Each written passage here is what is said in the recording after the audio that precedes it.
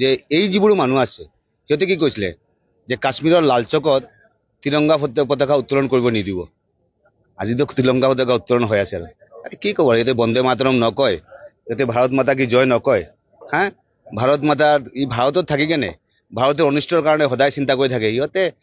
Chief মিনিষ্টাৰৰ ক্ষেত্ৰত থোৰাই ভাল কথাই ক'ব আৰু সেইটো কাৰণে মই ভাবোঁ যে আজিৰ দিনত যিখিনি মানুহ আছে সেইখিনি মানুহৰ সিহঁতৰ মানসিকতাটো হৈছে যে ভাৰতবৰ্ষটোৰ আগ্ৰাসন কৰা, ভাৰতবৰ্ষটো নাইকিয়া কৰা আৰু ভাৰতবৰ্ষৰ সংস্কৃতি সভ্যতাটো ধ্বংস কৰা।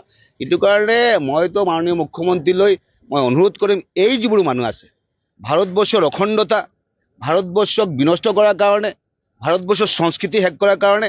আৰু মই ভাবোঁ যে আমি যিখিনি ভাৰতীয় আছোঁ বা বিশেষকৈ হিন্দু যিখিনি আছোঁ, আমি বেলেগ বেলেগ দেশত যাবলৈ আমাৰ কোনো আৰু চান্স নাই। এই ভাৰতবৰ্ষ থাকিব লাগিব। এই ভাৰতবৰ্ষখন যদি কোনোবা বেয়া কৰিব বিচাৰে তাৰ কাৰণতে কঠোৰ হ'ব লাগিব। মই ভাবোঁ আমাৰ প্ৰধানমন্ত্ৰী, আমাৰ মুখ্যমন্ত্ৰী, আমাৰ চৰকাৰ এই ক্ষেত্ৰত কঠোৰ।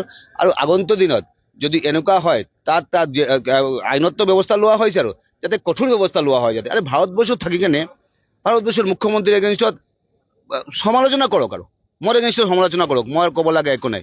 কিন্তু মাৰি পেলাম, হেক কৰি দিম, গালি গালাজ কৰা এইবোৰো নচলিব ভাৰতবৰ্ষত এতিয়া। আৰু এই যিবোৰ মানুহ আছে এণ্টি ছ'চিয়েল মানুহ যিখিনি আছে, যিখিনি ভাৰতবৰ্ষৰ উন্নতি হ'লে যিখিনি মানুহে বেয়া পায়, যিখিনি ভাৰতবৰ্ষৰ পতাকা অৰ্থাৎ 15 আগষ্টত ভাৰত মাতা কি জয় নকয়, বন্দে মাতৰম নকয়, সেইখিনি মানুহ প্ৰতিহত কৰিব লাগিব। এইটো পাকিস্তানৰ পৰা পাই আছে আৰু পাকিস্তান, বাংলাদেশ বা এইখিনি যিখিনি ইছলামিক যিখিনি ফাণ্ডামেণ্টেলিষ্ট যিখিনি অৰ্গেনাইজেশ্যন আছে ISI, এইবোৰৰ পৰা সিহঁতৰ মানে যদিও মই ভাবোঁ যে চেইন চিষ্টেমটো চেইন চিষ্টেম আৰু পাকিস্তানৰ লগত চিষ্টেমটো চেইন চিষ্টেম, ISIৰ লগত চিষ্টেমটো চেইন চিষ্টেম।